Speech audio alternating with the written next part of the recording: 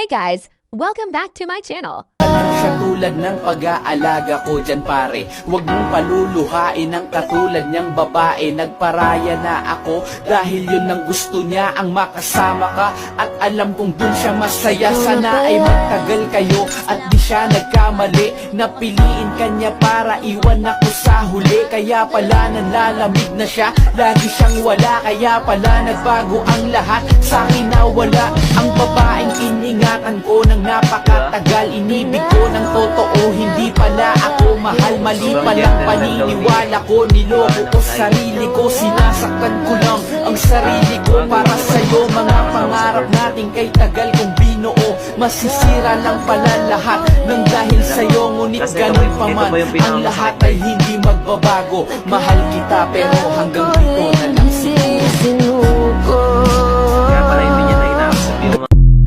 Tingnan niyo ito na sa profile ko Puso pa ba Diba? Andito na siya. ang harana?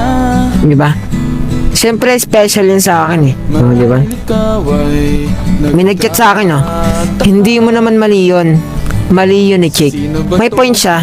Ang ibig niya sabihin, mali yun ni Chick kasi nga pinabayaan niya si Nana de Coco. Ngayong nagsawa na sa kanya si Nana de Coco, saka siya ngayon naghahabol kay Nana de Coco. May point siya.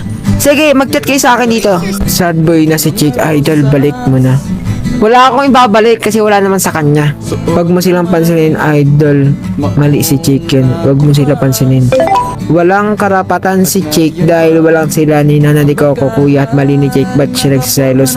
Eh di naman naging sila. Tama! Dapat kasi bago mo kinomfort si Nana de Coco, iisip mo muna na may magagalit, may masasaktan.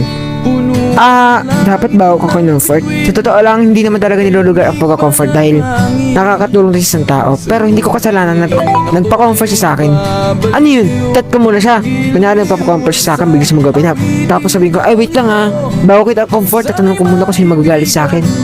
Magtatanong muna ako, baka may magalit sa akin. Kaya mamaya ka lang magpa-comfort pag wala talaga magagalit. Ganun.